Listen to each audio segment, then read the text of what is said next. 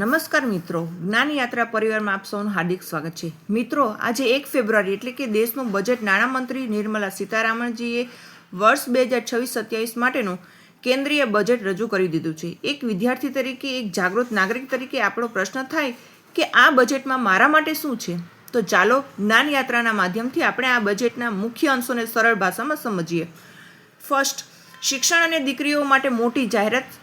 સૌથી પહેલાં વાત કરીએ શિક્ષણની. તો આ બજેટમાં સરકારનું ખાસ ધ્યાન દીકરીઓના શિક્ષણ પર છે. સરકારે જાહેરાત કરી છે કે દેશના દરેક જિલ્લામાં એક કન્યા છાત્રાલય બનાવવામાં આવે.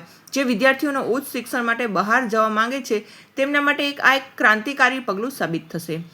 બીજું છે આરોગ્ય ક્ષેત્રે ગુજરાતનો દબદબો. તો કે આપણા ગુજરાત માટે ગૌરવની વાત એ છે કે જામનગરમાં આયુર્વેદ માટે વિશેષ રિસર્ચ સેન્ટરની જાહેરાત કરવામાં આવી છે. આ ઉપરાંત દેશમાં 3 નવી આયુર્વેદ એમ્સ પણ સ્થપાશે.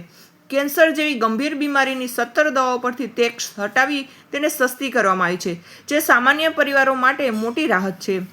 ત્રીજું છે રોજગારી અને ટેકનોલોજી. મિત્રો, જેઓ આઈટી કે એન્જિનિયરિંગ ક્ષેત્રે છે તેમના માટે સેમિકન્ડક્ટર મિશન 2.0 લોન્ચ થયું છે.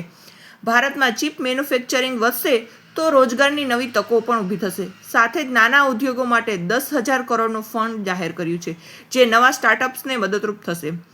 ચોથું છે ટેક્સ અને સામાન્ય માણસ. આવકવેરાની વાત કરીએ તો જૂના સ્લેબમાં કોઈ ફેરફાર નથી, પણ એક મોટી વાત એ છે કે 1 એપ્રિલ 2026થી નવો ઇન્કમ ટેક્સ એક્ટ લાગુ થશે.